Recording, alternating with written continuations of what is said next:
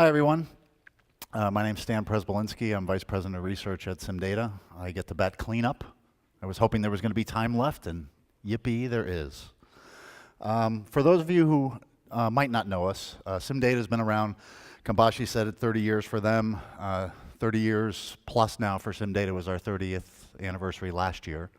We're a consultancy and market research company focused on PLM, and that definition, as all of you know, seems to be pretty elastic. We do research, education, consulting. My main responsibility is our research program. We'll talk today about the market numbers. We do a number of other things as part of that. Our definition of PLM is actually quite broad. One of the differences between the way we talk about it and the way other people talk about it is that we also include AEC. So it's product and plant for us. It also is from ideation to end of life, although at our forum series this year we've been highlighting something called the circular economy, which is a concept that is gaining some traction now. So it's no longer from cradle to grave, it's cradle to cradle. So it sort of changes the dynamics, but that's not the purpose here. So definition of PLM, very broad, from concept to end of life. A lot of acquisitions in the space. One of the things we do is we publish a newsletter, as many other people do. We track acquisitions, and just the companies we track, there are over 70 acquisitions. I'm not going to talk specifically about some of these, and these are only highlights, right? Because we could have 5 slides on 3D systems alone, I think. It's like whoever works in mergers and acquisition must get paid for overtime that works there, because they buy companies every week or so.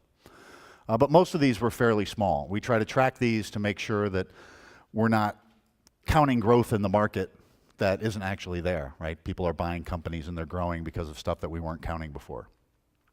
As far as how we do this, it's mostly direct. We send surveys to about 550 companies around the world. About 30 of the world's biggest we actually interview personally multiple times, usually in Q3, Q4, and then in the first quarter to try to get the estimates for the next year.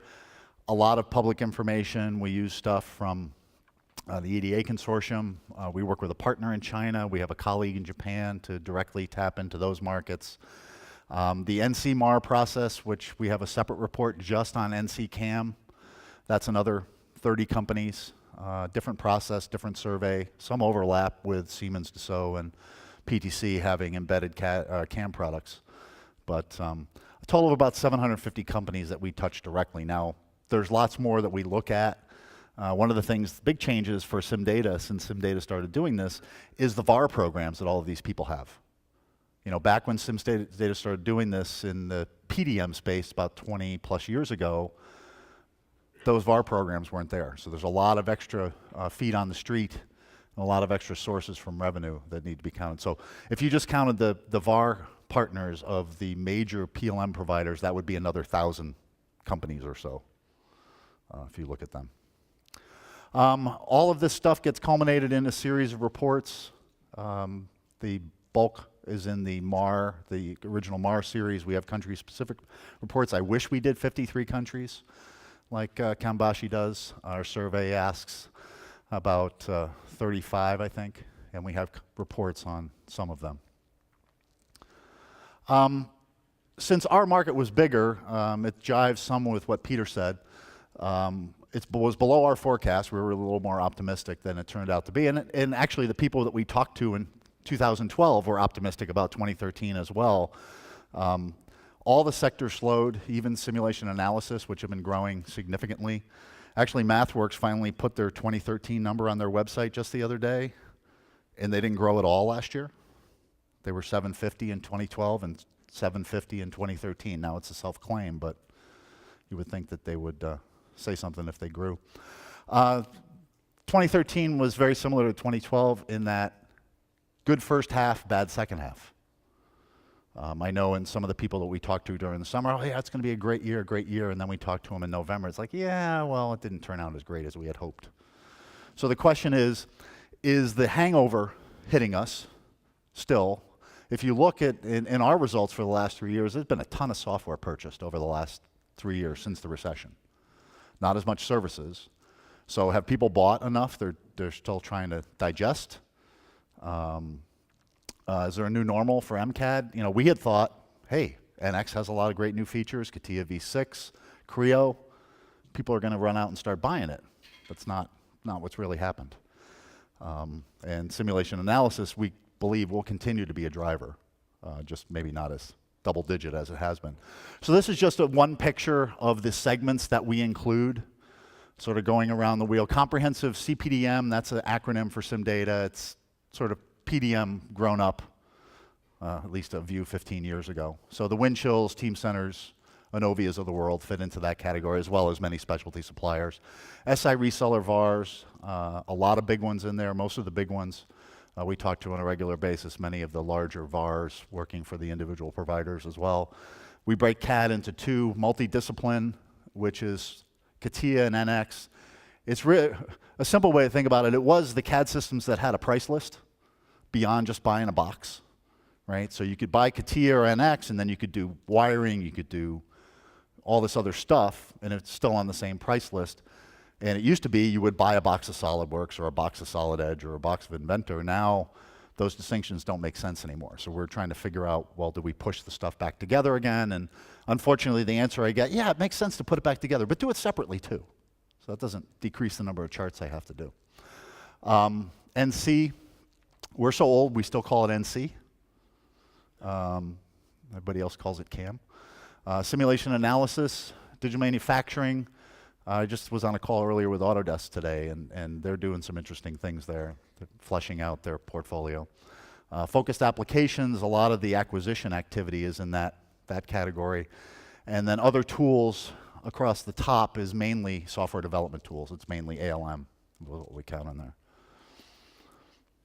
Oh, and then one more thing. There are services beyond the SI reseller VAR category, which is almost all services. There are services in each of the pie segments as well. This shows the overall growth of the market, so about just over 35 billion, slightly over 35 billion by our measure in 2013, growing to about 46 in 2018. This shows the geographic investment. Now, one of the downsides of the way that I inherited, the way this is done, is we use the average exchange rate in a given year. So Japan actually did really well. A number of the companies that we talked to in Japan were growing double digits. The problem is their currency went down 17% last year. So getting anything that we got in yen just got knocked down. So we need to have some special conversation on that in our reports this year. That's one reason why the green bar is not quite growing.